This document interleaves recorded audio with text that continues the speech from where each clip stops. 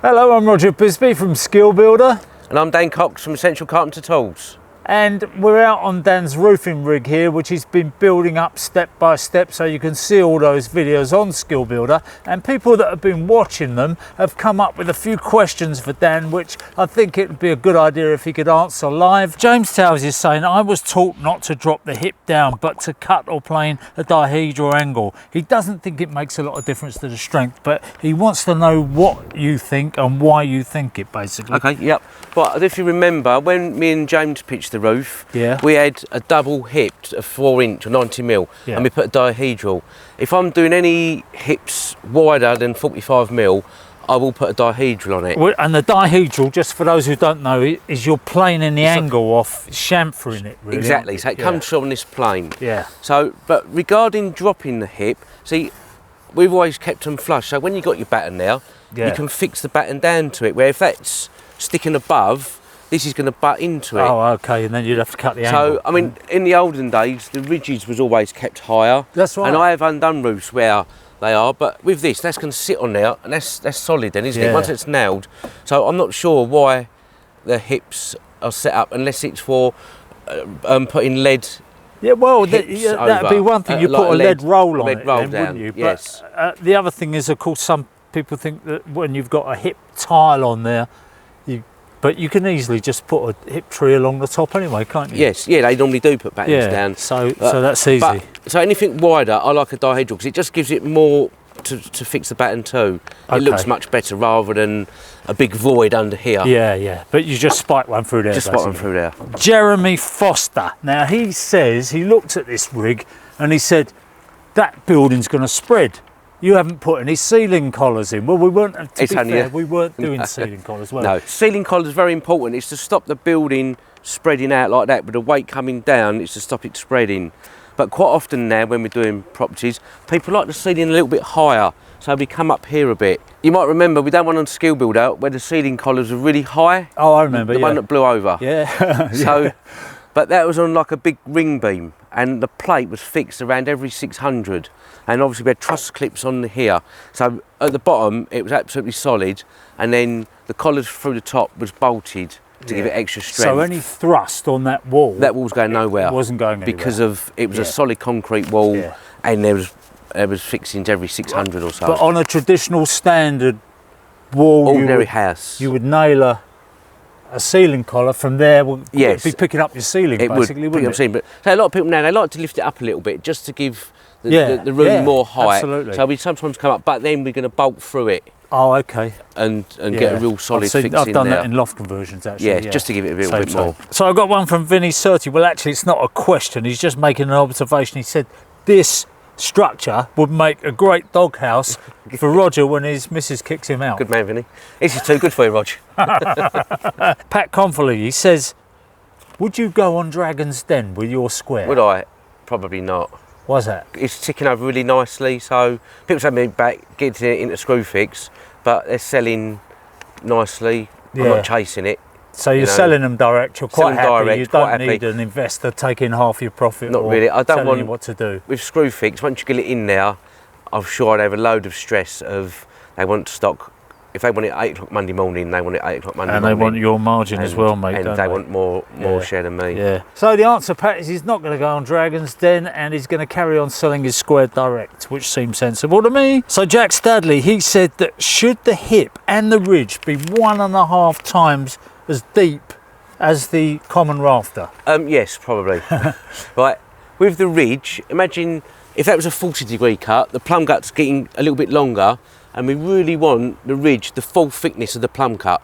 We don't want the rafter sitting below the ridge. Because you've got so you've got a nice fixing. So and with the hips, because there's quite a lot of weight sort of going on them, or the length of them, but that's all normally designed by a structural engineer.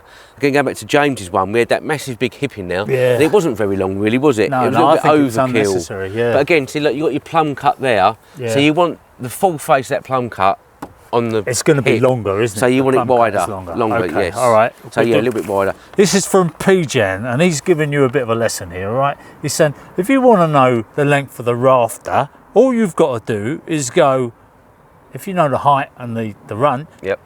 A squared Yep. plus B squared Equals C squared. equals C squared, Pythagoras, all right? Very good, mate. But the point is, Dan's got an app, and you don't need to do that, because all you've got to do is dunk, dunk, dunk, and you got the answer. And I've got the chart, which is just tangents, and it's just one multiplication sum, rather than A squared is a sum, B squared is a sum, add them together, And you've got to know the C square squared root. is another sum.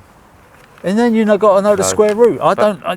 Finding the square root of something, for me, is difficult, believe me. So here's one from Harvey House. Now, I think this one's a good one. He says, that's all very well you doing this rig. You've set this up in your favour. He says, if I go onto an old house, or even a new house, things aren't square, things aren't level.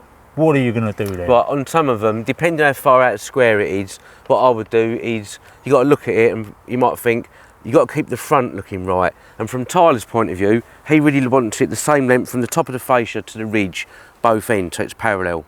Oh, okay, So so he's not a taper. But again, bearing in mind, if he's got like 30 courses up there, if he's a millimetre out per course, that's 30 mil. Yeah. But ideally, to keep the front looking right, and then you might, and the ridge level, and then perhaps individually measure the back ones. But you don't go too mad, because you'll end up like the first video I ever done, where it had a Mexican wave round the back, just because the rafters, the rafters varied about, I think, 5 degrees through the length of them. Yeah, So there's a slight twist on it.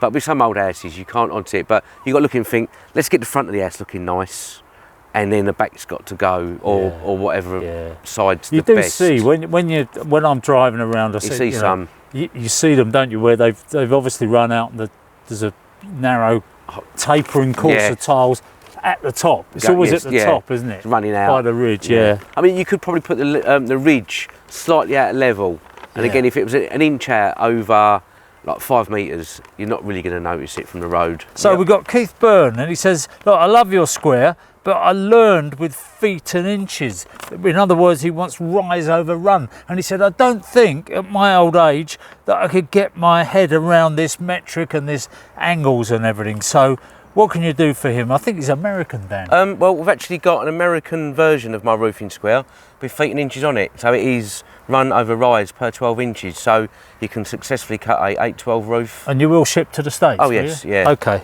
Your last one, Dan. Last one. For now. Right, okay. Because the questions are still coming in. Thick and fast. Yeah. Honey Badger, he says, when you say put the bow up on the rafters, you look at each rafter, yes, you see which way it's bowed, and then you put all your bows up, don't you? Yes. So they're all the same. Obviously, you're thinking that if it bends, it's going to only go down. He's saying that if you're using slates, if they're slating the roof, you're better off putting the bows down all the way through. I've not really heard of that. You've never heard. And the weight of it, I would have thought if it's bowed up, after a time it's going to just go flat anyway. Yeah. But I would have thought if the bow's down, it's just going to get slightly worse. It's going to keep so the slates may look better, but for a structural point of view, I'd have thought the bow up. I don't actually. I'd be interested. Look, if you're a slater or you're a tiler, let us know what you think. Is it better to have the rafters bow down or bow up, or is it obviously no bow at all? But I can't see this argument about having them bow down because the slates are still sitting in there. The weight of it. Well, it's just that he's saying that it makes them sit better. And I know what he's saying. If a bow up, you've got a slight. But it's so minimal, isn't it? Yeah. Unless it's really badly bowed. And the wind goes under it. Okay, so the jury's out on that, but you can be the jury. Let us know what you think. You've got more questions for Dan. He'll be back, and maybe he'll be in the mood to answer some more. Who knows? Of course.